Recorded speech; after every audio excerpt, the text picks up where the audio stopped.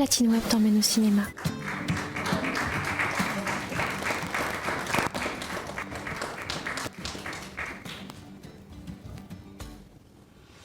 Bonjour, merci pour votre ponctualité et d'être aussi nombreux. Donc aujourd'hui, la première table ronde du rencontre du festival de cette 50e édition. Donc vous le savez maintenant, cette édition met à l'honneur Alain Delon. C'est notre hommage de la 50e édition. Et nous avons, pour le raconter, trois spécialistes. Je vais commencer par Denisa Bencheva, qui va animer cette rencontre.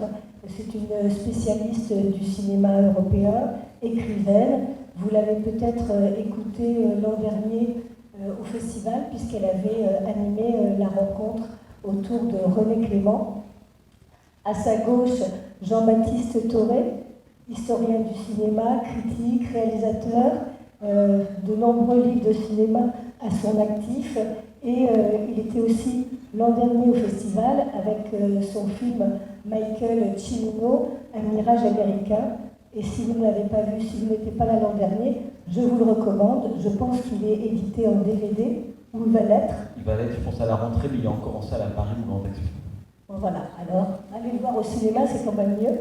Et à mes côtés, Samuel Blumenfeld, vous le lisez certainement dans Le Monde, donc il est critique de cinéma, journaliste au Monde et dans le magazine particulièrement du Monde. Il a lui aussi écrit de nombreux ouvrages et surtout, il a eu la chance d'animer la dernière rencontre d'Alain Delon au Festival de Cannes en 2019 et d'avoir mené beaucoup d'entretiens avec lui. Donc vous êtes en bonne compagnie. Pour finir, nous avons une exposition à Alain Delon à la Tour de la Chaîne, qui est le vernissage et à l'issue de cette rencontre, vous êtes conviés. C'est une exposition qui est en collaboration avec Paris Match et sa collection, son immense collection de photographies privées, et l'INA. Denisa dédicacera aussi ses ouvrages à l'issue de la rencontre. Et demain, vous le savez, à 17h, une belle séance avec Monsieur Klein, l'actrice Francine Berger, et nous l'attendons, Anthony Delon, et un petit message d'Alain Delon. Très belle rencontre, merci à vous trois. Merci. Alors, pour parler de la très riche carrière d'Alain Delon, dont nous avons ici un échantillon réjouissant de 21 films qui seront projetés chacun 3 fois lors du festival, comme vous le savez sans doute. Donc, j'espère que vous irez tous les voir et que vous profiterez bien de cette rétrospective. J'ai choisi 3 axes pour parler un tout petit peu des divers aspects de la carrière d'Alain Delon et de ce qu'elle a de remarquable. D'une part, la diversité de ses rôles, d'autre part, l'ambivalence ou l'ambiguïté de certains personnages typiques, et puis les qualités propres à son style de jeu d'acteur.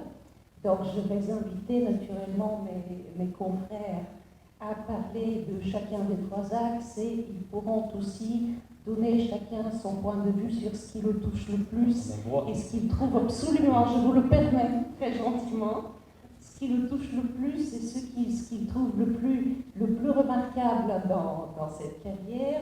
Donc, à vous, Samuel. Moi, c'est-à-dire que sur la diversité de Delon, en fait, moi je serais plutôt frappé en fait, par l'unicité de l'acteur Delon. Il y a certains acteurs, on se dit, ils sont protéiformes. Par exemple, Robert De Niro, si vous voulez, il peut faire Taxi Driver, il peut faire un Raging Bull, et puis il peut aussi être un excellent acteur de comédie. Delon m'apparaît quand même fondamentalement comme un acteur tragique, un acteur de tragédie, un acteur donc lunaire, et puis l'autre spécificité de Delon, qui d'ailleurs s'inscrit, on va dire presque dans ses gènes dès son premier rôle vedette dans Plein Soleil, c'est un acteur double, c'est un acteur qui joue toujours régulièrement lui-même et un autre, de Plein Soleil à Monsieur Klein, en passant par William Wilson de Limal et Nouvelle Vague de Jean-Luc Godard. Donc je vous dirais surtout, comme ça, de manière intuitive, Delon m'apparaît surtout, en fait, dans son genre, en fait, gravé dans le marbre.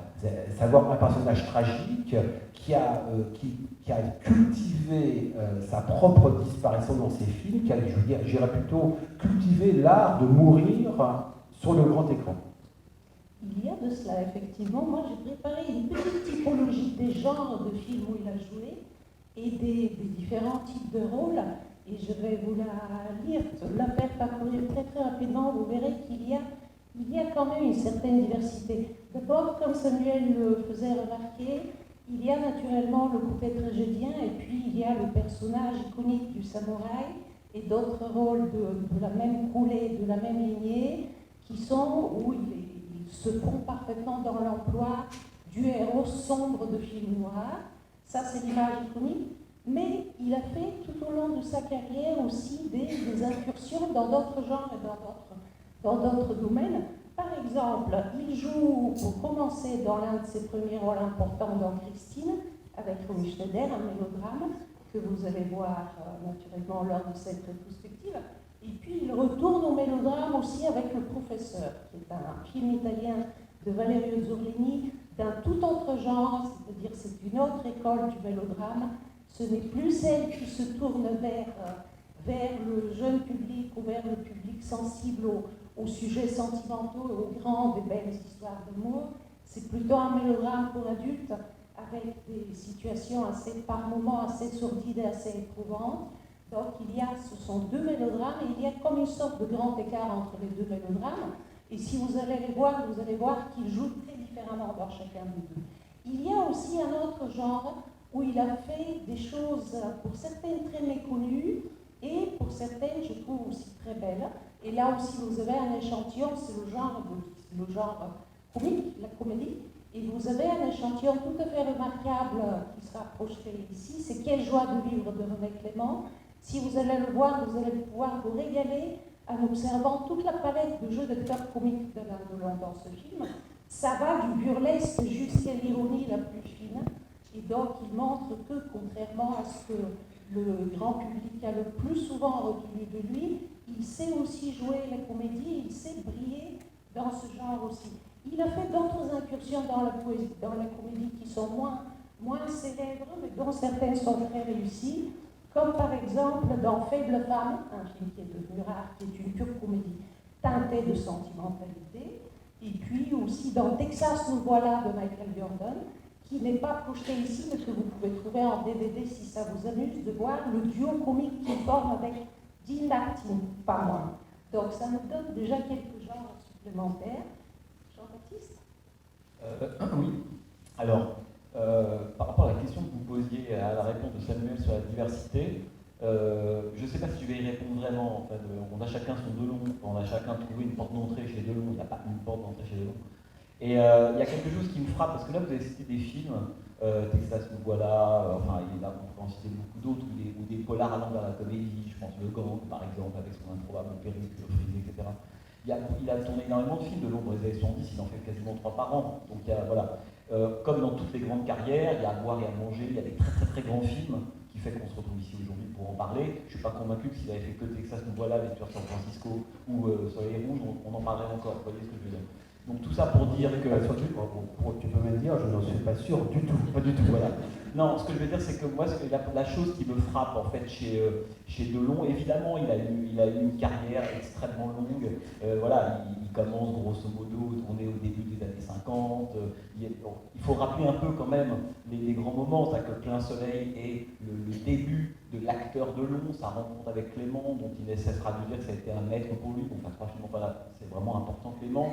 Et puis il y a le moment Visconti, et il y a le moment Melville sur lequel j'imagine on reviendra, il y a le moment Lozay, et puis je suis content que vous ayez mentionné Zurlini, parce que dans les maîtres qu'a croisé Alain Delon, disons avant 76-77, il y a évidemment un peu toujours les mêmes consignes, et on a raison, Clément, Lozay, etc., mais pour moi il y a Zurlini, parce que c'est un maître italien, et je ne suis pas convaincu, alors je ne suis pas sûr que ce soit un mélodrame comme vous en parlez, moi je pense que c'est un grand film tragique, mélancolique, c'est peut-être un des films où le Delon est le plus lui-même en réalité, et d'ailleurs on peut regretter, on en parlait avec Samuel tout à l'heure, on peut regretter quand on prend sa carrière dans les années 70, qu'il n'ait pas eu une carrière italienne plus importante, parce que pour moi Delon c'est vraiment un acteur 100% français et en même temps italien. C'est l'acteur gaulliste animé d'une mélancolie italienne, c'est Alain Delon. Donc j'aurais adoré qu'il tourne plus en Italie, parce qu'il a fait Big Guns, de Giuseppe Sarri, qui est un film là pour le coup, à mon avis, important. Bon, tout ça pour dire quoi? C'est qu'en fait, il est passé par de grands cinéastes, dont on se souvient encore aujourd'hui. Il a imprimé, mais à jamais, l'histoire du cinéma, etc. Il a tourné beaucoup de films, dont certains sont des tout petits films. On parlait tout à l'heure des approches 80. Bon. Mais moi, ce qui me semble frappant chez Alain Delon, et pourquoi on est là, parce que c'est sans doute un acteur de génie, pour moi c'est le plus grand acteur français post-Jean Gabin. C'est un acteur de génie parce que je pense que, comme tous les grands acteurs de génie, indépendamment de tourner dans des bons films, d'abord il faut le vouloir, tourner dans des bons films, il faut savoir repérer quels sont les grands cinéastes, il faut savoir, en fait, construire sa carrière. Et pour moi, le génie d'Alain Delon, c'est aussi son intelligence en tant que presque acteur, c'est-à-dire que c'est quelqu'un qui sait, au milieu, on pourrait dire, de la flopée de cinéastes avec lesquels il va tourner, souvent des cinéastes commerciaux, populaires, Verneuil, etc. Il sait quand même, et ça c'est sa grande intelligence, ou plutôt son immense instinct, qu'il faut aussi travailler pour l'histoire du cinéma. C'est bien de travailler pour le box-office, et il aura d'immenses succès populaires, mais il a conscience très très tôt qu'il faut aussi travailler pour l'histoire du cinéma, et ça il repère les grands cinéastes de l'histoire du cinéma, que sont évidemment Melville, Lauzet, Clément et évidemment les Visconti. On a aussi oublié Antonioni en Eclipse en 63. Voilà, donc c'est quelqu'un, pour moi c'est vraiment une preuve d'intelligence incroyable, c'est qu'à la fois il veut tenir en même temps, on pourrait dire, les grands cinéastes, donc des films un peu autoristes, avec le risque que ces films ne marchent pas. Monsieur Klein a été Samuel en parlera peut-être, un moment important on pourrait dire, dans la désillusion d'Alain Delon vis-à-vis de son métier, vis-à-vis de ce qu'il pouvait faire. Il y a, dans sa carrière de Delon, il y a un avant, un après Monsieur Klein. On pourrait presque dire qu'il va en partie plier boutique après Monsieur Klein, alors carrément pas du tout. Et donc il y a évidemment le désir d'aller vers les auteurs, de faire sa place dans l'histoire du cinéma, donc il a le flair. C'est comme aujourd'hui quand on parle d'acteurs américains contemporains, par exemple. Qu'est-ce qui fait d'un acteur comme Tom Cruise, qu'on l'aime ou pas, quelqu'un qui a une intelligence redoutable? C'est le choix des cinéastes. De Palma, John Woo, Stanley Kubrick, Michael Mann. Ça, c'est la preuve qu'il y a une intelligence. Et Delon, c'est quelque chose qu'il a. Et en même temps, il va effectivement tourner des films populaires parce qu'il ne veut pas se résoudre à être, contrairement à ce qu'est la fin, beaucoup le cinéma français, dans une case ou dans une autre. Peut-être que tu peux dire je dirais pour compléter ce que tu dis, fort justement, quand tu dis que Delon est quelqu'un qui a une forte conscience de l'histoire du cinéma, il a effectivement une forte conscience et c'est important de préciser que cette forte conscience, je dirais qu'elle est liée à ses origines prolétaires. C'est que Delon se fait une haute idée de la culture qui est tout simplement celle de quelqu'un qui n'y a pas eu toujours accès et qui donc la respecte au plus haut point, de manière instinctive et donc du coup hautement respectueuse. Il y a une forte conscience donc, de l'histoire du cinéma, mais je dirais chez lui, il y a l'idée induite qu'il sent quand il a affaire à des maîtres, et donc, ayant affaire à des maîtres, il se dit, j'ai beau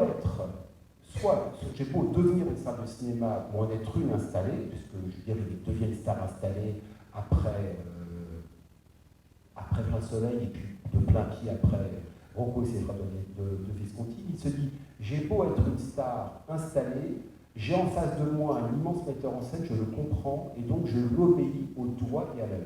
Je me soumets. Je dis souvent moi, c'est une chose qui me frappait dans les fois où j'ai pu rencontrer Delon. Delon me disait, vous savez, Sam, alors moi je l'appelle Samuel, mais baptisé Sam, vous savez, Sam, dans ma vie, des cons, j'en ai fracassé un paquet. Donc, ce qui montrait le rapport, on va dire, le rapport qu'installe Delon avec un réalisateur. Soit il le soumet, soit il se soumet à lui. C'est très important de préciser que Delon, quand il identifie un maître, eh bien, il lui obéit complètement. Ça, c'est très important. Ça veut donc dire que les maîtres, Clément, mais encore plus Visconti, Melville, Lauzet, ont eu une attitude complète pour faire leur film et un concours total de leurs stars. C'est pas si fréquent que ça. Il y a plein de stars de cinéma qui sont dans des chefs-d'œuvre avec d'immenses metteurs en scène et qui n'apportent pas leur participation de cette manière. Une autre chose me frappe au-delà, je veux dire, on va dire je dirais pas de la soumission de Delon à ses maîtres. Soumission au sens noble du terme. C'est la manière dont l'individu Delon parvient à s'insérer dans les films de maître. C'est ça qui me frappe, je pense, et c'est ce qui explique en fait le fait qu'on soit aujourd'hui ensemble à parler de Delon. On ne pourrait pas le faire de beaucoup d'acteurs, et pourquoi on le fait ça? Pourquoi on fait ça aujourd'hui? Pourquoi nous sommes tant fascinés par cet acteur qui est effectivement le plus grand acteur français de l'après-guerre? Je veux dire, bon, si on considère de Gabin comme un acteur de l'avant-guerre, et à mon sens, c'est-à-dire supérieur à Jean-Paul Belmondo, par exemple. C'est le fait que, prenons juste quelques instants dans les très grands chefs-d'œuvre de Delon. Prenons par exemple cette scène au début du Guépard de Visconti, où il y a la première apparition de Delon qui va voir son oncle, Porte-Castel. Il sort de son bureau, il sort de sa chambre, et on voit des chiens aller à la rencontre des dogs, pas des chiens d'ailleurs, véritablement des dogs, je veux dire, et qui vont à la rencontre de Delon, et c'est comme si Delon avait toujours vécu avec ces animaux-là.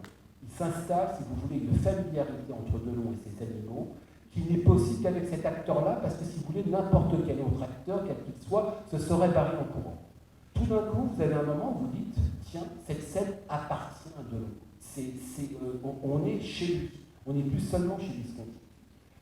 Un deuxième exemple, la fin de l'Insoumis d'Alain Cavalier, donc toujours avec Delon, un film sur les guerres d'Algérie, sur l'OAS, très très grand film mécanique. Et à la fin, on voit Delon mourir au milieu des chevaux. Les chevaux, c'est une des grandes passions de Delon. Et véritablement, ce moment où il meurt au milieu des animaux, qui est un moment d'ailleurs qui est une scène hommage à la mort de Sir Hayden dans Quand la vie d'or de John Huston, là pareil, c'est un moment de l'intimité de Delon qui s'insère dans le film d'un grand auteur.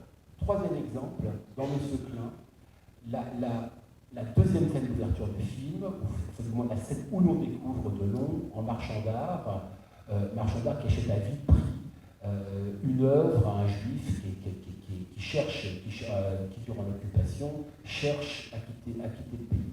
Eh bien, ce moment où on voit Delon s'emparer d'une toile de maître, la regarder, l'examiner sous toutes ses coutures, eh bien c'est l'intimité de Delon. En l'occurrence, le Delon collectionneur d'art extrêmement avisé, ne l'oublions pas, véritablement.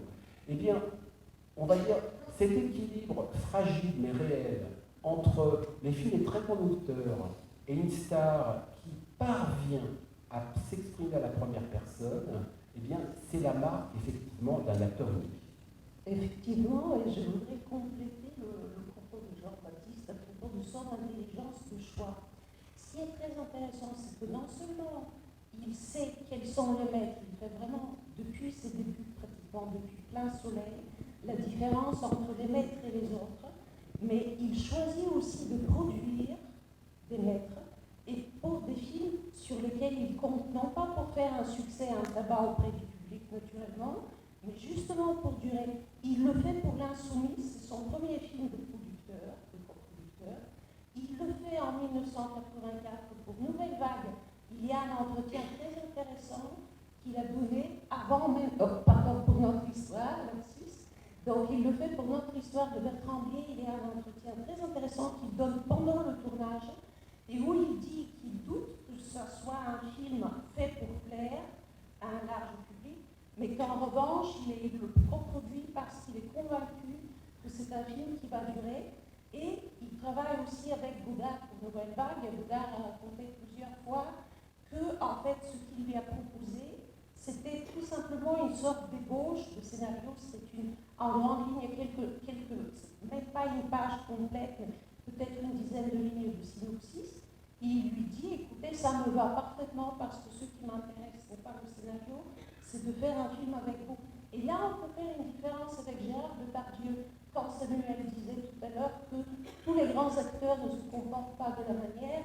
Vous connaissez peut-être la célèbre plaisanterie de Gérard Depardieu, après avoir tourné avec Godard, qui revient à dire « Cette année, j'ai fait 2 publicités, une pour une marque de pâtes et l'autre pour Jean-Luc Godard. » Oui. Ça, c'est exactement l'exact contraire de l'esprit d'Alain Delon par rapport à son travail au cinéma et par rapport au maître. Jean-Baptiste? Oui, mais en fait, si on continue d'essayer de comprendre le secret, parce qu'en fait, Delon, si c'est quelqu'un qui fascine autant, si on écrit autant sur lui, s'il y a autant de documentaires, souvent mauvais d'ailleurs, mais autant de documentaires sur Alain Delon, c'est qu'on a le sentiment de toujours tourner autour d'un centre qu'on n'atteint pas vraiment. D'ailleurs, très souvent, quand des livres sur Delon, des articles, des documentaires, utilisent souvent des mots comme le mystère de Delon, le secret de Delon. Il y a quelque chose.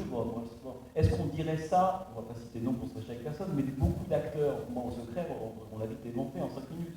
Dans le cas de Delon, ça fait quand même 60 ans qu'on se demande c'est quoi le secret de Delon. Et moi je pense que c'est intéressant de se poser la question quand on fréquente les films comme vous trois, et j'imagine comme beaucoup parmi vous depuis longtemps, qu'est-ce qui fait qu'on est fasciné par Alain Delon, y compris dans des mauvais films? Parce que être fasciné par Delon dans le rôle de Jeff Costello dans Samouraï, encore plus dans le Cercle Rouge, voire dans Un flic, peut-être qu'on aura notre moment Melville, j'espère. Oui. Ou dans d'autres films, bon, c'est pas très... ça c'est pas très difficile, mais y compris par moments dans des films faibles, Delon, c'est quelqu'un qui a, on utilise souvent des termes qui sont liés à l'animalité, hein. Quelqu'un qui a une présence, il est magnétique, un charisme, quand il arrive quelque part, il fait une ville autour de lui, et des gens qui l'ont rencontré, et des gens qui ont été à des soirées lorsque Delon débarque quelque part, il y a une forme de silence qui se fait. Bon, autrement dit, Delon, c'est quelqu'un qui produit ce qu'on appellerait une sorte de charisme ou de présence, avec la caméra l'aime, c'est toujours pareil, c'est extrêmement injuste. Au cinéma, c'est comme ça. Il l'a souvent dit lui-même, on lui a dit que vous avez une belle gueule, mais si la belle gueule suffisait, il y a évidemment beaucoup d'acteurs ou de mannequins ou de gens de télé qui feraient des carrières, ce qui n'est pas le cas du tout. Et donc, quand on essaie un peu de serrer comme ça cette espèce de secret, moi je me suis toujours dit, Delon, il y a quelque chose qu'il n'a pas dans l'état de sa fusée, et c'est ce qui en fait, à mon avis, quelque chose de toujours impressionnant, y compris pour les enfants. Parce que Delon, c'est aussi un cinéaste, contrairement à ce qu'on croit. Il n'y a pas de bébé qui fait rigoler les gamins, qui fait rigoler, et puis après il s'arrête. Delon, c'est toute sa vie. Et il y a un truc qui marche chez Delon, c'est qu'il y a une dimension enfantine. Mais quand je dis qu'il y a une dimension enfantine, c'est que dans cette fusée dont je parle, on pourrait dire qu'il y a l'état de l'enfant, voilà. Il y a l'état de la conscience, le moment un peu adulte, où on est raisonnable, on est pragmatique, on évalue, etc., etc. Et puis il y a le troisième état qui serait celui de la vieillesse, etc. Grosso modo, il y a, c'est pour ça que pour moi tu parlais de la séquence d'ouverture du Guépard de Visconti, ça, ce qui est génial, c'est qu'il tourne ce film en 63, en se retrouvant, grosso modo 20 ans plus tard, à la place de Bertrand Casser.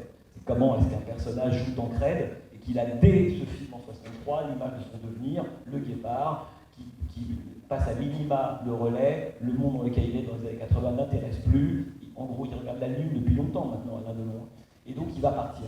Et ce que je trouve très très beau, c'est qu'entre Tancrède et le Guépard, on pourrait dire qu'entre Tancrède qui incarne une forme d'euphorie, de naïveté, de joie, comme ça, d'énergie, un peu presque qui tourne un peu à vide, même quand on le voit bouger dans le Guépard, on a l'impression qu'il est extrêmement actif par rapport à cette classe d'aristocrates en train de pourrir, immobile sur place. Et puis de l'autre côté, il y a Lancaster. Et si on cumule ces deux images, on pourrait dire l'enfant un peu fougueux, un peu naïf, et le vieux, mélancolique, vieillissant, on a tout Alain Delon. Autrement dit, il lui manque l'intermédiaire à Alain Delon. Et c'est ce qui en fait un acteur génial. Il n'a jamais été adulte.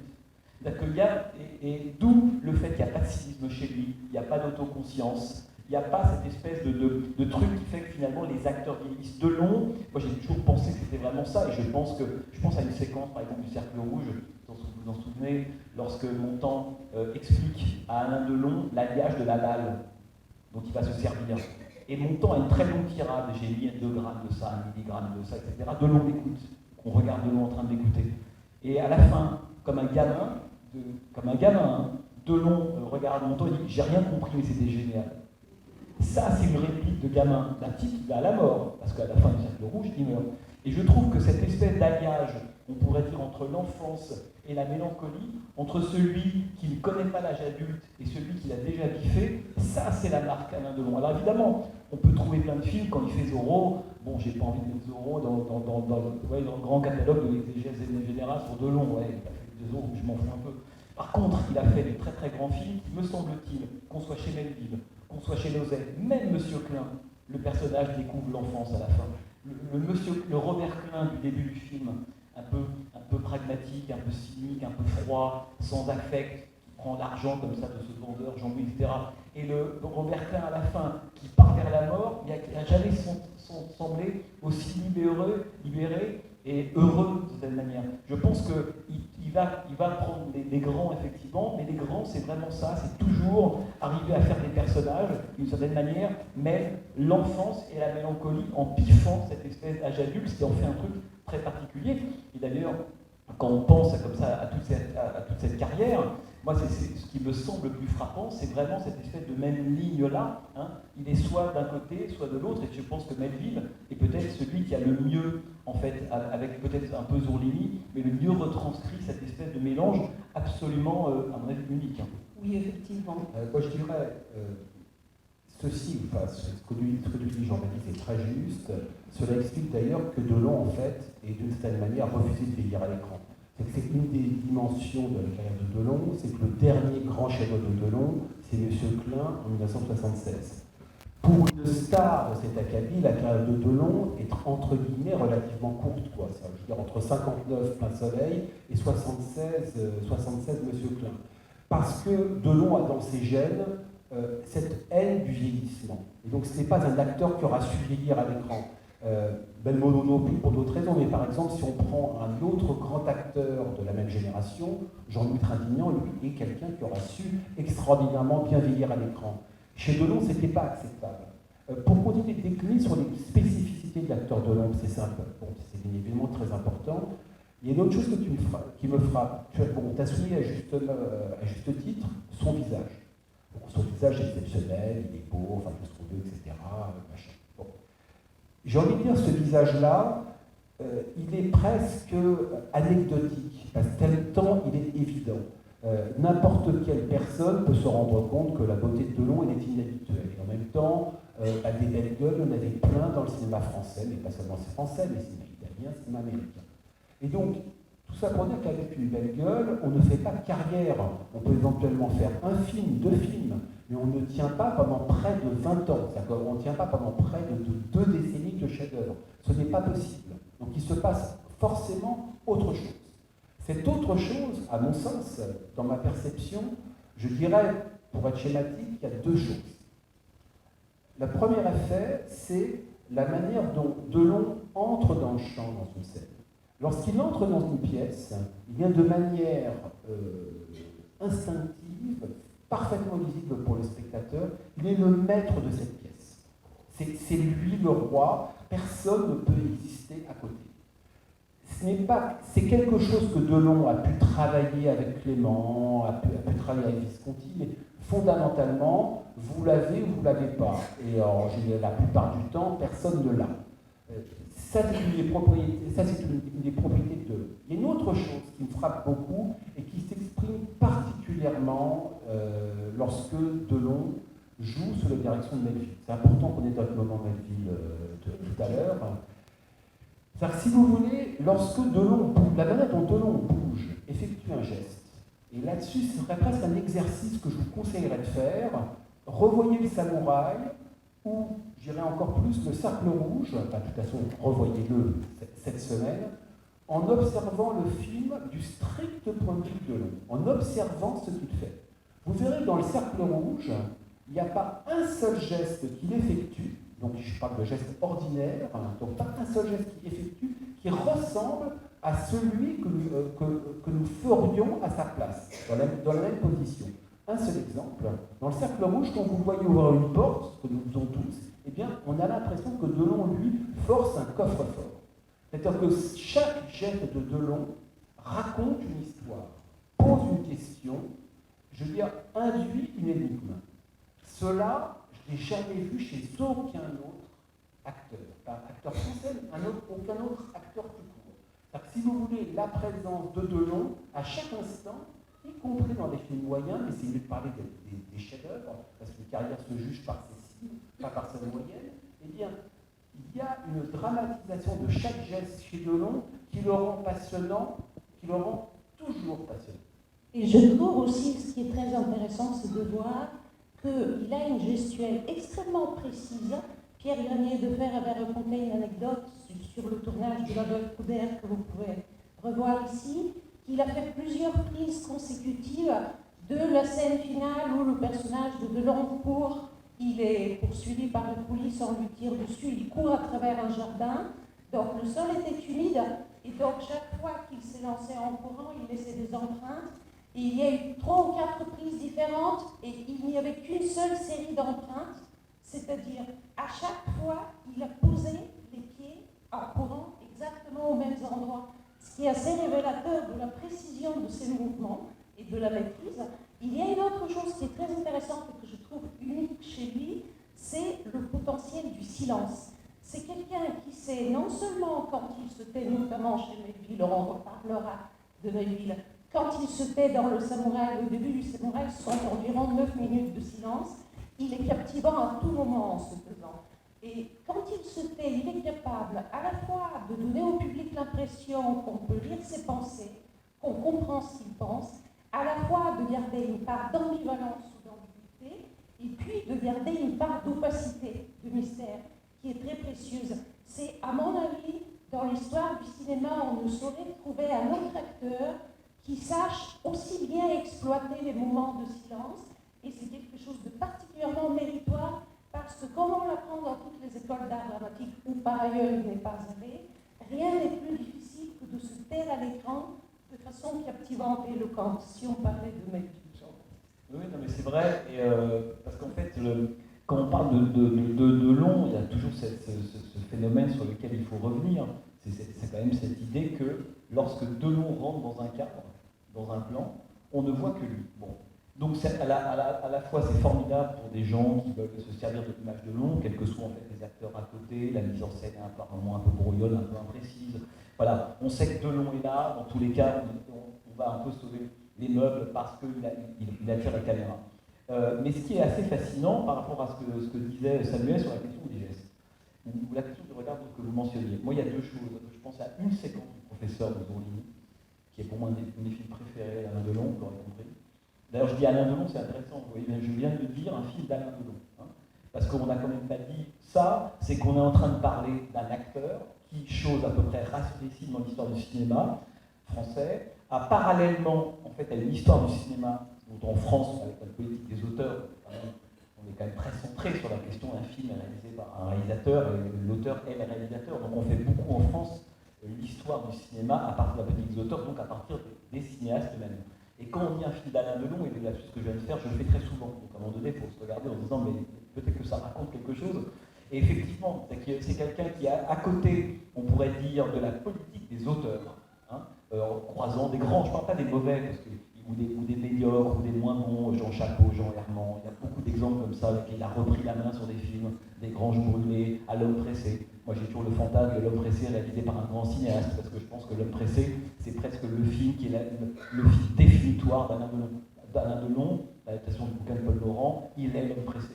Et si quelqu'un avait été aux commandes, un vrai cinéaste qui sait ce que c'est que la vitesse, le retard, l'emballement, avait su mettre en scène L'Homme pressé, ça aurait été sans doute un grand film. Ce n'est pas le cas, il y a quand même Delon qui est là, donc le film est évidemment passionnant. Bon. Ce que je voulais dire, c'est qu'on voit bien qu'à côté de cette histoire du cinéma faite en France à partir des réalisateurs, à la politique des auteurs, Delon, il a construit une œuvre. C'est ça qui est assez fascinant. Parallèlement à l'histoire du cinéma, à l'histoire telle que, on peut la construire Lausanne, Melville, et même des gens comme Verneuil, comme Zourligny, qui ont chacun leur propre histoire, leur propre style, et on les apporte souvent comme ça. Et bien Delon, il a construit une œuvre. Est-ce qu'il y a beaucoup d'acteurs en France dont on peut se dire, en prenant des films comme ça, les 17 années dont parlait Samuel, grosso modo, à 59-76, Plein soleil, Monsieur Klein, moment inouï, âge d'or absolument phénoménal, enfin, sans doute pas reproductible, parce que c'est aussi bien un système de production français, un nombre de films qu'on peut faire, ça n'aura sans doute plus jamais lieu ça. Donc d'où la façon dont on le chérit encore aujourd'hui. Et c'est quelqu'un qui, pendant ses 17 ans, a réussi à construire parallèlement vraiment à une politique des auteurs, et là je ne parle pas de la politique des acteurs, qui a réussi à construire une vraie œuvre en tant qu'auteur. Autrement dit, Delon, c'est évidemment un acteur. Je ne parle même pas du moment où il a réalisé des films qui ne sont pas forcément hyper intéressant, même pas en tant que producteur, c'est un auteur. C'est-à-dire qu'il y a très peu d'exemples dans l'histoire du cinéma et quelqu'un qui a réussi quand même comme ça à être un auteur. L'autre chose que je veux dire par rapport à la question des gestes, je pense qu'il y a deux choses chez Delon. L'art du regard, hein, vous savez, vous connaissez tous les bandes de Moujouskine, je veux dire, un acteur qui sait regarder emballe toujours la mise. Parce qu'en fait, à la fin, c'est presque plus important de voir l'impact d'une séquence sur un personnage que la séquence elle-même. Bon. Et il y a cette séquence dans le professeur de Zourligny, donc c'est un prof comme ça d'histoire de l'art, un peu désenchanté, fatigué, son imperméable beige qui ne quitte pas pendant tout le film, un peu gris. On est à Rimini, il pleut, il fait gris. Film incroyable, si vous avez l'occasion de voir le professeur, avec Sonia Petrova, Renato Salvatori, etc. Et puis donc il tombe amoureux d'une jeune femme, hein, dans le film joué par Sonia Petrova, une de ses étudiantes dans un lycée qui part un peu comme ça en ruine, dont le proviseur est joué par Salvo Randon, autre acteur absolument génial. Et puis un jour il va dans une boîte de nuit et puis il la voit en train de danser avec son prétendant, qui est une espèce de type un peu voilà, une espèce de bourgeois, un peu délinquant comme ça, qui est joué par Alberto Albertini, je crois, je ne sais plus vraiment le nom de ce personnage, qui joue le rôle de Minos dans le personnage. Bon. Et donc toute la séquence est construite sur Delon, hein, qui va regarder ce couple, il est amoureux de cette fille, qui va regarder ce couple en train de s'enlacer, etc. Et donc cette espèce de ménage à trois, extraordinairement subtil, qui se met en place, avec la musique d'Ornella Vanoni, quand même, l'importance de la réalisation italienne, absolument. Et toute la séquence est intégralement construite sur le regard de Delon. Et donc on a cette caméra qui s'approche extrêmement lentement de Delon, avec ses lumières un peu disco, vert, rouge, bleu, jaune, et tout passe, et tout est dit, et Delon ne bouge pas. Il ne fait que regarder, il y a une subtilité comme ça dans son jeu qui est phénoménale, il n'a pas besoin de dire un mot, etc. Et ça, l'utilisation du regard chez Alain Delon, et c'est son côté historien, il préfère toujours faire passer une idée par un regard que par un mot ou un mauvais dialogue. Et l'autre chose, juste pour terminer par rapport à ce que disait Samuel sur le samouraï, ou sur la façon dont il occupe l'espace, etc. On a tous en tête des gestes de Delon.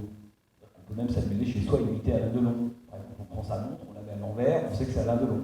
Voilà, moi pendant longtemps, quand j'avais des montres, je les portais à l'envers. Donc il y a un petit hommage à Alain Delon. J'ai pas de chapeau, mais si j'en avais un, peut-être que tous les matins, j'irais devant ma glace et puis je ferais ce geste que fait le samouraï. La séquence du verre au début de la piscine de Jacques Deray, que vous allez peut-être voir ce soir à 22h30, regardez ce qu'il fait avec son verre. C'est le seul acteur à boire un soda comme ça. On n'a jamais vu ça avant.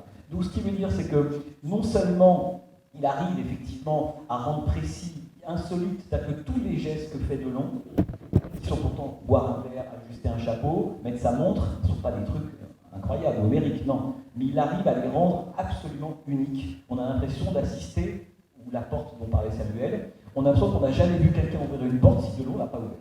Autrement dit, je termine de dire, ce qui veut dire un truc, ça veut dire que c'est quelqu'un qui s'installe immédiatement dans une forme de mythologie. C'est pour ça que Delon a une dimension mythologique, parce que les gestes qu'il fait, ils n'ont pas été faits avant lui, il les fait pour la première fois, et toute l'histoire du cinéma ne cessera de refaire des gestes à la Delon. C'est pour ça que la dimension mythologique, c'est pas uniquement parce que je suis samouraï, je parle peu, non, c'est parce que à chaque fois qu'il fait un geste, qui a l'air d'être un geste conventionnel, que n'importe quel comédien ferait mieux que tout le monde, Delon c'est un acteur. Donc Delon, qu'est-ce qu'il fait? Il se dit non, je ne vais pas faire mieux que tout le monde, je ne suis pas comédien. Je vais le faire d'une façon qu'on n'a jamais vue. Et ça, c'est ce qui rend mythique Alain Delon. C'est que les gestes les plus ordinaires, on a un sentiment qu'ils n'ont jamais été en fait accomplis avant lui. Et je voudrais ajouter aussi que dans le Cercle Rouge, il y a une scène qui est vraiment d'anthologie et qu'on pourrait voir ou revoir. C'est le premier dialogue entre Gian Maria Volonté, grand acteur italien, et Delon. Et pour vous situer la scène, pour commencer, Volonté joue un fugitif, quelqu'un qui s'est enfui alors qu'il était à l'état d'arrestation. Et il entre sur un parking d'autoroute, il entre dans le coffre de la voiture conduite par le personnage de Delon.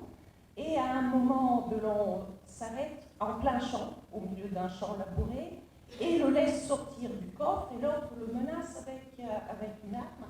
Ils ont un bref dialogue, et qui s'achève sur un échange de gestes vraiment très impressionnant, où Delon lui lance des cigarettes, d'abord et un briquet, ensuite pour lui permettre de fumer une cigarette, avant de rentrer dans le coffre pour la suite du voyage. La façon dont il lui lance le paquet de cigarettes et le briquet, c'est quelque chose d'absolument prodigieux, Et c'est l'occasion de voir aussi que, certes, quand il est seul à l'écran, il le remplit, mais il sait très bien aussi quand il a un grand partenaire, comme vous l'avez dans d'autres films comme Richard Burton, comme Burt Lancaster, comme Charles Bronson, etc., etc., il sait très bien à la fois jouer avec son partenaire, c'est-à-dire accorder le temps et l'attention nécessaires à l'autre pour le pousser à l'émulation, pour que l'autre soit vraiment à la hauteur de son jeu, et puis jouer, comme le disait Jean-Baptiste, d'une façon, et Samuel, jouer d'une façon qui est absolument inimitable et qui fait que souvent il arrive à briller même au détriment de certains partenaires qui sont brillantissimes. Il y a, juste quand on parle de volonté dans le cercle rouge, il y a une histoire qui est intéressante qui permet aussi d'ailleurs de comprendre un petit peu ce qu'est l'homme de l'ombre. En fait, on va dire, comment dire plutôt, cet acteur en fait qui est pas seulement la star d'un grand metteur en scène, mais en même temps parfois son assistant et son ami. Sur le cercle rouge, donc j'ai Jeanne-Marie Volonté, donc qui joue donc l'un des membres de l'Alfra, enfin l'un des membres de ce cercle rouge dessiné par Melville. Le courant passe extrêmement mal entre Volonté et Melville. Melville est gaulliste, Volonté est communiste, et donc Melville a immédiatement Volonté dans le nez et donc décide sur le tournage de le bisuter, donc on va véritablement de le persécuter. Alors je dirais que pour nous, spectateurs, il le persécute pour le bien, parce que véritablement, Volonté incarne un chien traqué, et donc véritablement, le metteur en scène français, ça le met véritablement dans la position d'un chien traqué. Mais Volonté ne pouvait tellement plus du traitement de Melville qu'il avait décidé de quitter le tournage, de le quitter définitivement. Et donc, il était parti à Orly pour reprendre l'avion pour Rome. Et Delon était allé le chercher pour lui dire « Non, tu dois rester, parce que d'abord ta carrière ne s'en remettra pas, et le film non plus ne s'en remettra pas. Donc tu n'as pas le choix, je te ramène sur le plateau. » S'il n'y avait pas eu le star, je veux dire, avec les épaules de Delon, eh bien nous n'aurions pas le cercle rouge. Et ça raconte aussi quelque chose, je veux dire, de la responsabilité de cet acteur-là. Il ne pense pas comme quelqu'un d'autre, et il n'agit pas non plus comme quelqu'un d'autre. Juste rajouter quelque chose à ce que vous dites tous les deux, parce que la rencontre entre Delon et Volonté, qui est quand même un des plus grands moments de l'histoire du cinéma.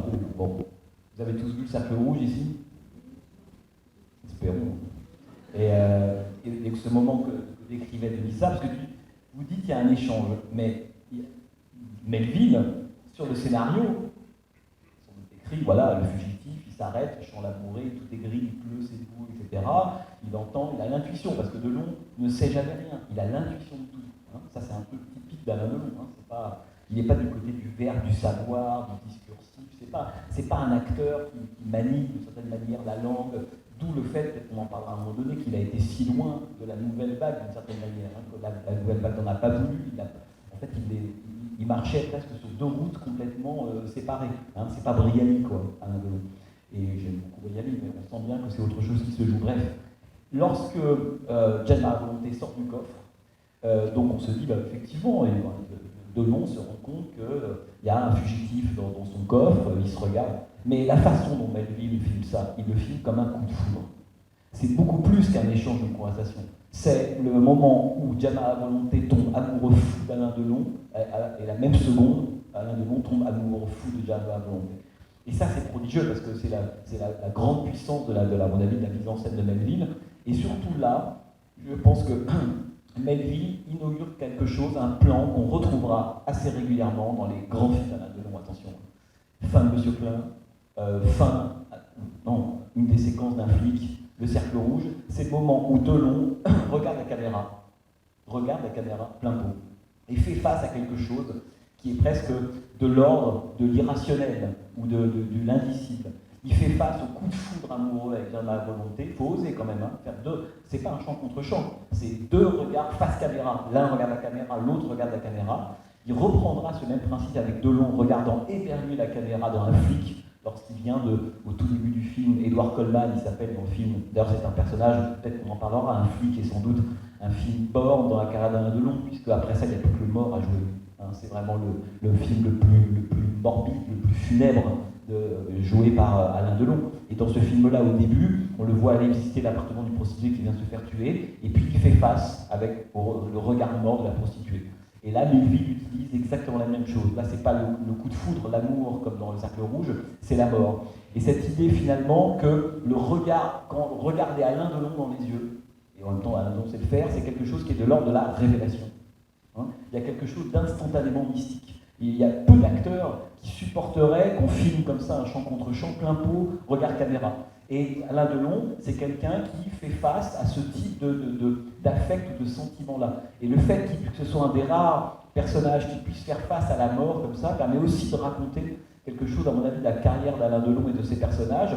C'est que c'est, pour moi, le seul héros, alors on pourrait presque dire anti-héros ou héros moderne, parce qu'il y a une modernité chez Delon qui vient peut-être de l'ambiguïté dont on parlera, etc., mais qui vient aussi du fait que tous ces grands personnages, tous bien sûr, et ces grands personnages sont tous des personnages qui, depuis le début, cheminent avec la mort. Parce que ça veut dire de l'insoumis, quoi. Oui, tu parlais tout à l'heure de la figure tragique, mais c'est pas rien tragique. C'est que c'est quelqu'un, d'ailleurs, il faut rappeler que dès Plein Soleil, vous savez très bien qu'il fait le siège de René Clément, et les deux producteurs, les frères Hakim, pour avoir non pas le rôle de Philippe Greenleaf que finalement jouera Maurice Renet, mais il va avoir le rôle de la petite frappe, du petit voyou qui va se substituer à l'identité de bon. Et cette idée, c'est une idée de génie, parce qu'il comprend là qu'on est donc à la fin 50, début 60, il comprend là que le héros moderne, le héros où lui doit être la place qu'il va jouer, alors il laissera l'autre à Belmondo, le côté toujours un peu gai, euphorique, léger, etc. Lui, il raconte une autre France, une autre humeur.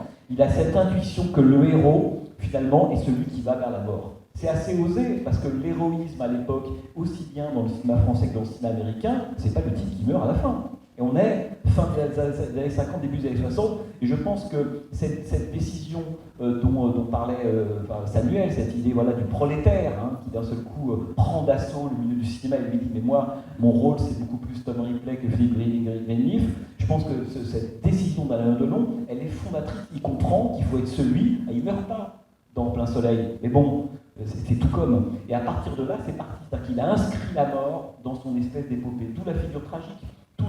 Alain Delon sait comment est-ce que ce type-là va vers la mort. Alors il y va en train, comme dans Monsieur Klein, il meurt à la fin du Cercle Rouge.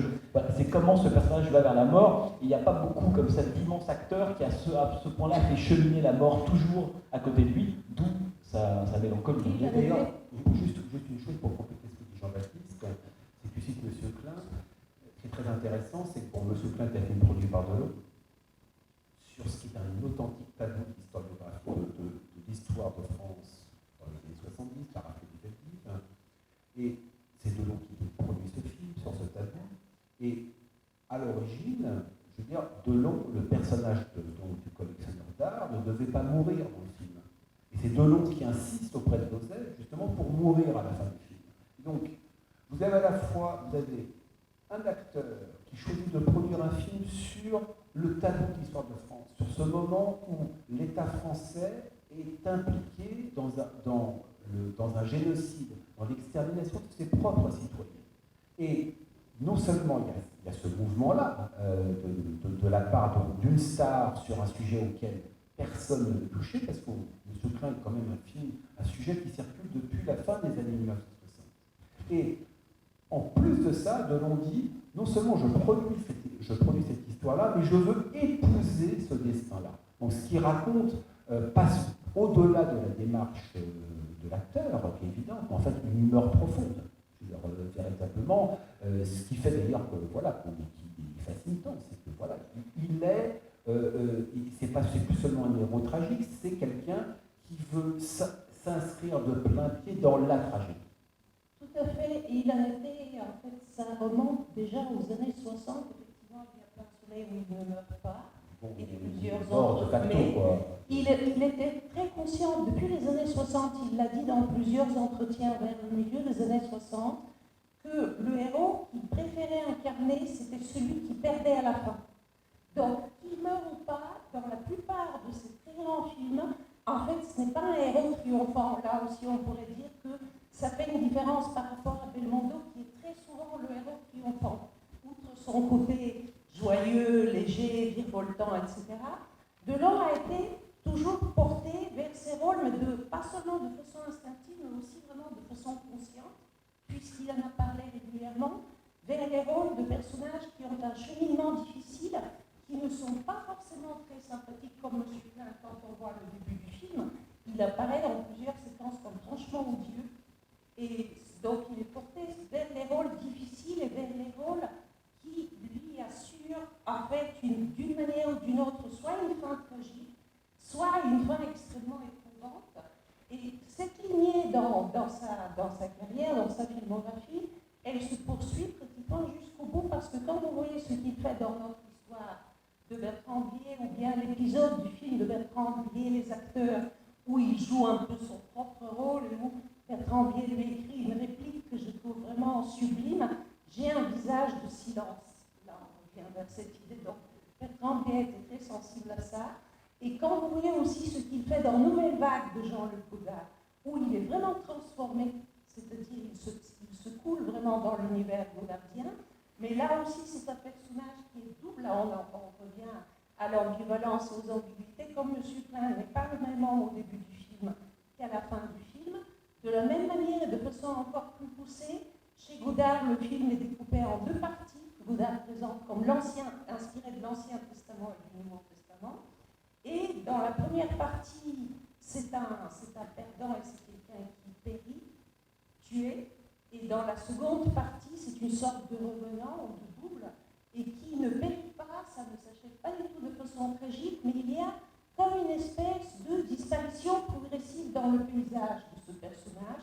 Et très souvent, Godard le montre, ce n'est pas par hasard que l'affiche du film, c'est son visage, son profil en silhouette.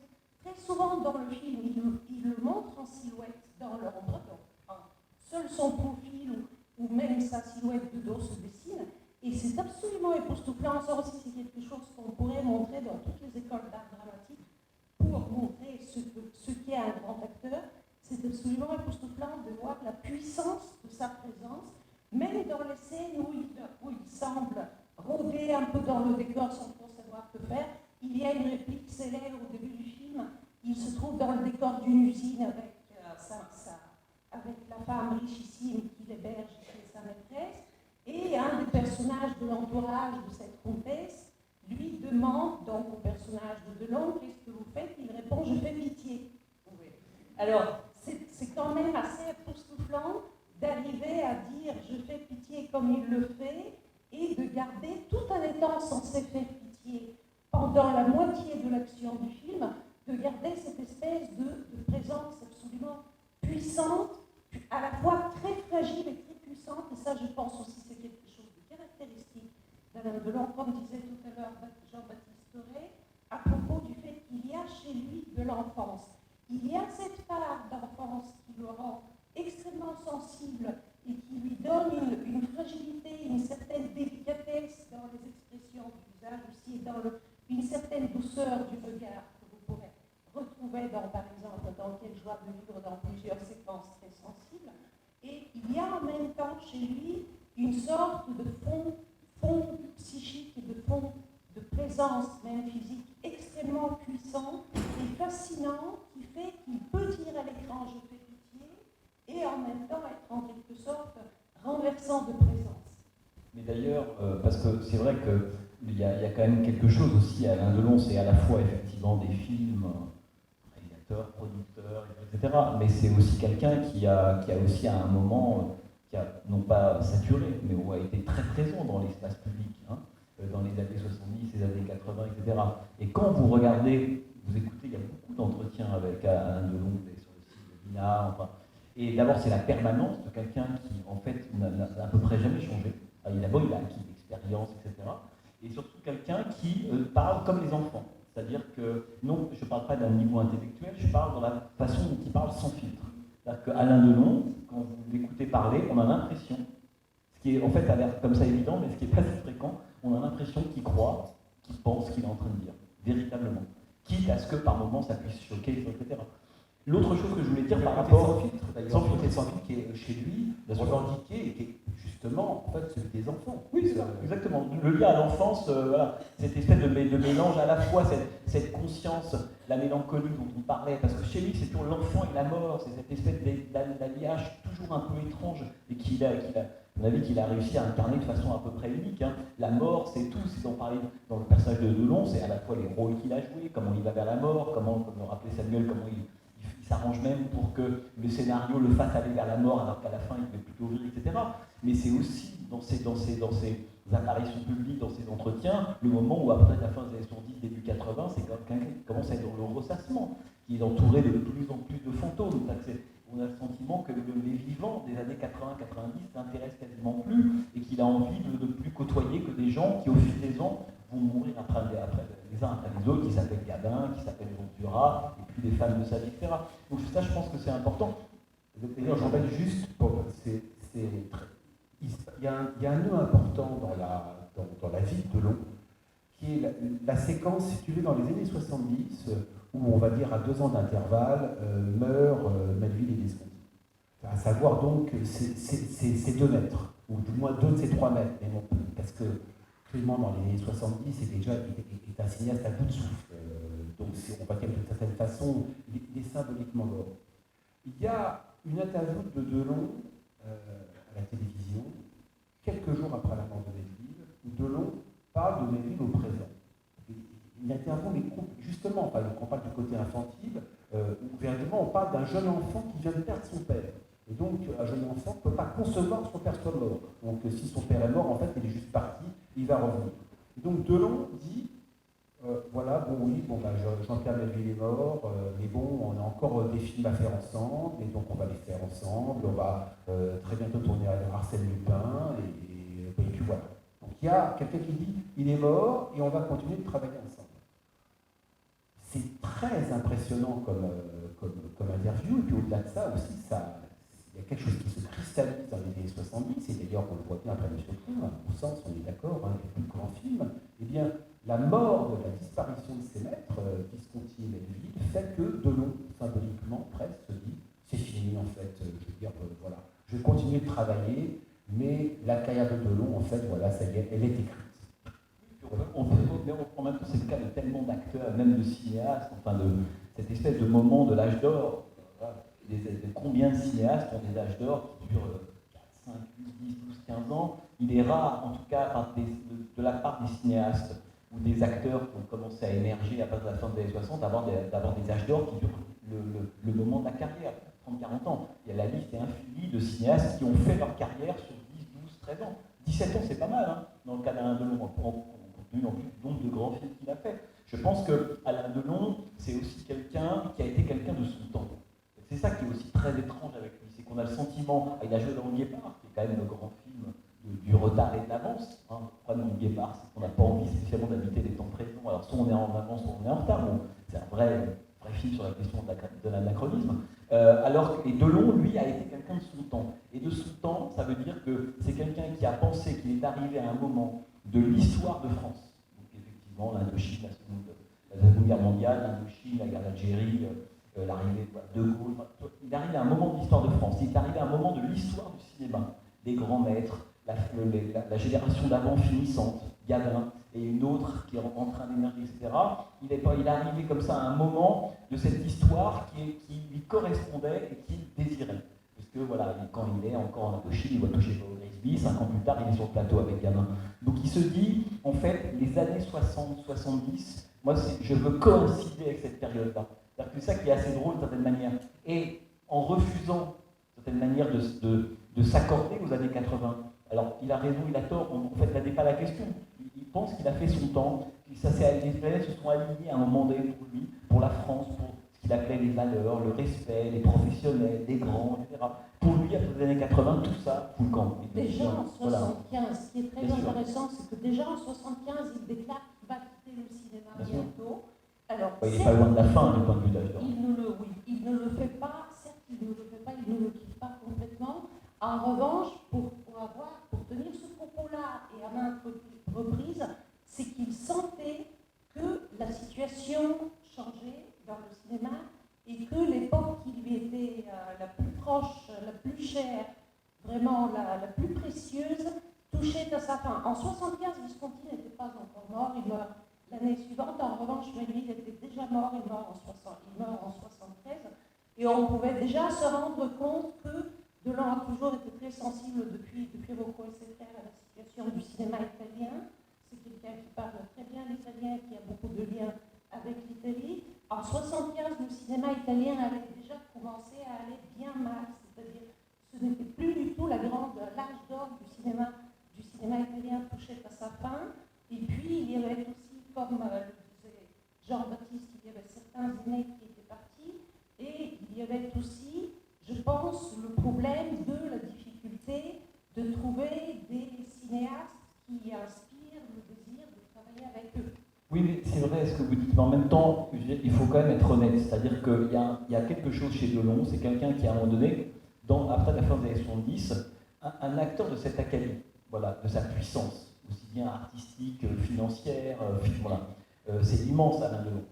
Il aurait très bien pu, à ce moment, après avoir été l'élève des grands, appris d'avoir respecté de façon comme un vieux maître, un élève, enfin, son vieux professeur, après avoir eu la chance de côtoyer ses maîtres, il aurait pu passer dans la position, on pourrait presque dire, du passeur, de celui qui va tenter de passer le relais, et celui qui va tenter, grâce à sa stature, Alain Delon, trouver, d'une manière, transmettre à une nouvelle génération le flambeau. Et ça, il ne le fait pas.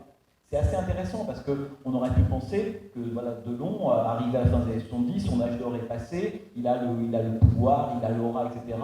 Bon, les grands sont morts, c'est une chose, mais le cinéma continue. Et il décide, presque, et il le dit d'ailleurs, le cinéma qui vient ne l'intéresse pas, il ne fera pas ce travail de transmission. Ça me fait penser à un film de Ettore Scola, La Terrasse, qui est un film sur cette question de c'est bien l'âge d'or, mais à la fin on est aussi coupable de ne pas avoir su transmettre. Et je pense que Delon, ça ne l'intéresse pas. Ce qui fait qu'il y a une forme de... On voit bien que Delon reste un solitaire, mais alors jusqu'au bout. C'est-à-dire qu'il est seul, il meurt, il est toujours seul. Delon, vous verrez rarement Delon dans des films qui demandent. Ou alors la bande, elle ne tient pas longtemps. C'est un pur solitaire, c'est un samouraï, c'est le début du samouraï, etc. Et c'est quelqu'un qui a fait de la solitude, mais un principe existentiel. Là, le titre, c'est la mélancolie, c'est la conscience de la mort, à quoi ça sert d'établir des liens avec des gens, de toute façon, on va s'en aller. Et cette solitude, il l'a même accomplie dans les années 70-80, en ne devenant pas un chef de bande, une sorte de sage qui aurait pu dire venez tourner avec moi un premier film. La plupart auraient fait ça, parce que dans les années 80, on peut peut-être penser que le niveau des cinéastes, en tout cas européens, est un peu tombé, mais il y a encore des gens qui auraient pu peu à peu à la limite s'améliorer, et Delon ne le fait pas. Il veut être seul jusqu'au bout. Il n'a pas de descendance, Alain Delon. C'est-à-dire que, je ne sais, est-ce qu'il y a aucun acteur, à la fois c'est une espèce de statue mythique, c'est comme la Gorgone, quoi. Alain Delon, on le regarde, on est pétrifié, mais qu'est-ce qu'on peut en faire ? Mais déjà, de toute façon, Alain Delon comme père à l'écran, c'est très rare, et il n'y a rien de marquant. Alain Delon comme père dans la vie, c'est compliqué. Il le reconnaît, il le reconnaît très lui-même. Mais dans ce que tu pointes, il y a un phénomène qui est très intéressant et unique dans le cas de la scène originelle de l'individu Delon. C'est un gamin qui joue contre le mur de la prison de Fresnes, où il vit chez ses beaux-parents, enfin, contre le mur de la prison de Fresnes, le jour où Laval est fusillé. Donc, il s'inscrit de plein pied dans l'histoire, dans la queue de comète de la Seconde Guerre mondiale. Ensuite, Delon devient acteur, je veux dire, de la première grande guerre coloniale française en Indochine. Ensuite, au cinéma, il devient le visage. On néglige souvent ça, mais il devient le visage de la guerre d'Algérie au cinéma, avec 2 films, L'Insoumis d'Alain Cavalier, Les Centurions de Mark Hobson. 2 films qui sont d'ailleurs violemment anti-Algérie française. Ensuite, Delon va devenir l'acteur, la vitrine, on va dire, du gaullisme finissant avec l'affaire Markovitch, et puis c'est retombé avec les rumeurs sur Georges et Claude Pompidou. Donc il devient véritablement l'acteur d'une époque, je dirais presque au sens hollywoodien du terme, quoi. Si tu veux, c'est qu'il déborde complètement le cadre de l'écran. Et enfin, finalement, il devient le visage de la rafle du Veldiv, on va dire au-delà de ça, de la France, de la collaboration, du moment le plus noir de l'histoire de la République française. Et je dirais qu'en fait, au terme de ce voyage, véritablement, c'est un voyage qui raconte une histoire de France, de la Deuxième Guerre mondiale au gaullisme finissant. Eh bien, Delon se dit, c'est mon histoire. C'est la seule histoire que je puisse raconter parce qu'après tout, aucun autre acteur n'a pu raconter cette histoire-là. Donc, que j'ai le privilège de raconter cette histoire-là est déjà énorme. Donc, il est impossible que je puisse raconter une autre histoire. Il y a vraiment de cela, effectivement. Pour revenir sur l'idée de la transmission et des éventuels héritiers, ce qui est très intéressant, c'est qu'il a inspiré des acteurs déjà très tôt. Il a inspiré des acteurs tout autour du monde. Notamment, je ne sais pas si vous connaissez le premier film de Fassbinder, L'amour est plus froid que la mort. Il y a un personnage qui est joué par Willy Loman et qui se calque, c'est un film de 1969, tandis que Le Samouraï a été fait seulement 2 années auparavant. Et vous avez un personnage central qui se calque complètement sur Delon dans Le Samouraï, qui fait une espèce d'imitation aussi poussée que possible du personnage de Delon. Dans les années 70-80, il y a des acteurs, de plus en plus d'acteurs, y compris américains, en fait, qui s'inspirent de lui. Il y a par exemple Richard Gere qui a regardé Plein Soleil à n'en plus finir avant de faire American Gigolo. Il y a des gens qui ne s'inspirent peut-être pas directement de lui, mais qui l'admirent très vivement et qui l'ont souvent dit, comme Mickey Rourke et Bruce Willis. Il y a aussi quelqu'un comme Forest Whitaker qui a joué dans Ghost Dog, La Voix du Samouraï, donc la version du samouraï réinventée par Ginger Mush, et qui disait qu'il l'admirait depuis ces années où à l'université il étudiait, il a fait des études de cinéma, on étudiait Plein Soleil, Le Samouraï, Rocco et ses frères, Le Départ. Et donc il y a aussi Antonio Banderas qui s'est modelé sur lui en regardant très souvent Le Cercle Rouge pour se préparer pour La Pièce Habito d'Almodovar. Et je pourrais en citer encore des dizaines et des dizaines, c'est-à-dire il y a Riccardo Schiavaccio en Italie aussi qui a été influencé. C'est vrai, Denise, vous oubliez quand même, pour moi, un des plus importants, Chow Yun-fat dans The Killer de John Woo, 88, 89, là, il s'appelle même Jeff. Il s'appelle même Jeff. Comme Jeff Costello dans le Samouraï. Et moi, j'ai une question à vous poser à vous, d'ailleurs même à la salle, c'est que, par exemple, si on parlait de Jean-Paul Belmondo joue assez facilement dans quelle généalogie il s'inscrit. On voit bien ce que Belmondo peut reprendre à Jules Berry ou à Michel Simon ou à Pierre Brasseur. Michel Simon, j'ai pas dit Michel Simon. Michel Simon, c'est un très grand critique, mais ce n'est pas un acteur quand même. Mais, donc on voit bien dans quelle généalogie s'inscrit Michel Simon. Dis ce que tu veux, puis tout le monde comprendra. Ça s'inscrit Jean-Paul Belmondo. Par contre, Delon, je ne vois pas. J'ai l'impression que Delon, voilà, est tombé du ciel. C'est qu'il y a... Alors, tu sais, moi j'ai une théorie là-dessus. Enfin, c'est pas une théorie, c'est que je pense que d'abord c'est du côté, évidemment, plutôt américain qu'il faut aller chercher. Et moi j'ai le sentiment que Delon, c'est quand il arrive, attention, Plein Soleil, jusqu'au Samouraï, y compris Rocco, etc., c'est presque une espèce de mélange, parce que c'est l'ambiguïté, le côté dont on parlait, Angers-Démon, enfin, Plein Soleil, voilà. Et cette espèce d'ambiguïté qu'il a toujours cultivée. Hein, il y a toujours le soupçon, quand Delon est à la content, il y a le soupçon d'une violence sourde qui peut arriver. Et puis quand il commet un acte très très violent, il peut y avoir un geste très doux à côté. C'est vraiment un espèce d'acteur pour laquelle qui joue dans ce courant alternatif en permanence et bipolaire. S'il n'y a pas l'un et l'autre, le film est moins bon, il trouve moins ses mains. Donc il y a de ça chez Delon, mais par rapport à cette espèce d'ambiguïté-là, je pense que les deux acteurs dont il pourrait presque, attention, c'est une généalogie complètement sauvage, etc., ça serait Burt Lancaster, le Burt Lancaster du film noir, pour cette espèce de sourire de côté extrêmement séduisant, extrêmement behavioriste. Je parle pas beaucoup, mais je fais à l'américaine, c'est quand même Delon, il a quand même... le côté américain, quand même, des films de Delon, c'est que le côté Fitzgeraldien, on pourrait presque dire, c'est action is caractère. Ce qui en France, c'est pas un truc si évident que ça. Hein. En France, notamment, on rentre à la nouvelle vague, on perd d'abord, on parle, mais on reste dans un lit. Hein. Delon, non, il est vraiment à l'américaine. Donc il y a Burt Lancaster, et puis cette espèce de côté par moments un peu diabolique, un peu noir, un peu inquiétant, un peu furdant. Pour moi, c'est Richard Widmark dans Les Farbans de la nuit de Jules Dassin. Hein. On mélange Widmark et Lancaster, on le met dans la France de De Gaulle, et on a quelque chose qui ressemble au début d'Alain Delon. Il aimait beaucoup Richard Widmark, mais il se revendiquait plutôt de John Garfield.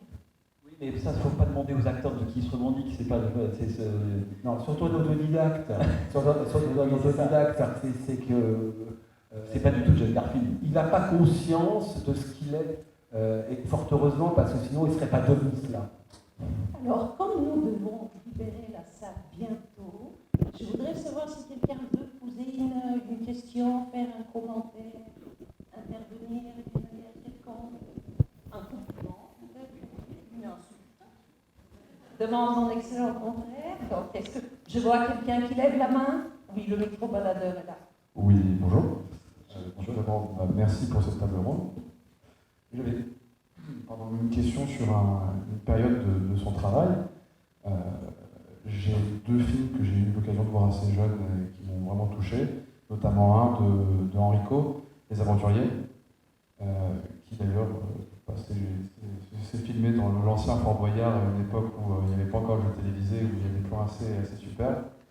Je voulais savoir, est-ce qu'il y avait une bonne relation de travail entre François de Roubaix, à qui on avait pu rendre hommage, j'ai jamais eu l'occasion de vous voir à la 47e édition de ce Toré, avec Dario Argento notamment.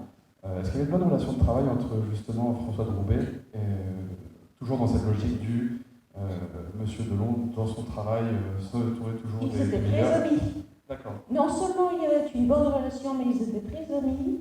Et c'est grâce à Alain Delon que François de Roubaix s'est vu confier l'écriture de la musique du Samouraï, qui allait le rendre mondialement célèbre. Non, mais juste avant que Samuel réponde évidemment là-dessus, oui, en gros c'est oui. Mais ça raconte quand même l'idée que, parce qu'on pourrait se dire, Delon, voilà, il respecte les anciens, Gabin, etc. On pourrait en faire comme ça cette espèce d'homme qui ne va chercher que des vieux briscards. C'est pas le cas en fait. François de Roubaix, pour moi c'est vraiment l'exemple, parce que quand même celui qui apporte la musique électronique dans les films en France, Génie pur, si vous ne connaissez pas François de Roubaix, qui malheureusement est mort trop jeune, mais c'est absolument prodigieux. Évidemment c'est au moment de Robert Enrico, Les Aventuriers, qui le découvre, il va aller à Melville, parce que la fameuse musique entêtante qu'on connaît tous du samouraï, c'est François de Roubaix. Et c'est grâce à Delon, et c'est intéressant ce que ça raconte de Delon, c'est qu'il sait quand même cette intuition, cette espèce de préscience qu'il a comme ça pour les grands cinéastes, tous les gens qui vont être ses Karajan, dans cette métaphore qu'ils utilisent en permanence, etc. Il sait aussi le repérer à d'autres endroits. Parce que Samuel disait, c'est quelqu'un qui s'y connaît, évidemment, un grand amateur d'art, d'une certaine manière, mais il a un côté Chirac, Alain Delon. On le prend, vous voyez ce que je veux dire? C'est que c'est quelqu'un qu'on prend souvent, quand je dis on, c'est un peu, voilà, le système un peu majoritaire, on le prend un peu pour quelqu'un de pas très cultivé, vous voyez, un peu comme ça, instinctif, brutal, le baigné, mais en fait il ne réfléchit pas beaucoup à ce qu'il dit, qui n'a pas lu grand-chose, et c'est souvent un peu le contraire. Et je pense qu'il y aura 1000 exemples comme ça, hein, évidemment, mais le cas de Roubaix, pour moi, le prouve. C'est que c'est vraiment l'acteur français qui, à la fin des années 60, se dit c'est ce type-là qu'il faut aller chercher pour le samouraï. Ça montre qu'il a une oreille musicale. C'est quelqu'un, attention, il a un CAP, Alain Delon, hein. Il n'a pas fait d'université, c'est pas la thèse, etc. Mais il a, on pourrait dire, cette originalité, cette puissance et cette dimension subversive de tous les autodidactes.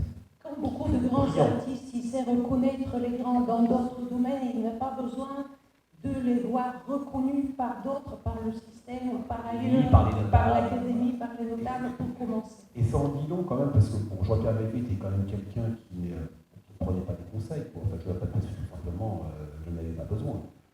Mais donc que Melville, surtout sur le volet de la musique, où véritablement, pour un musicien travailler avec Melville, c'est la chose avant la peine de mort. Quoi. C'est juste un tout petit peu... Bon.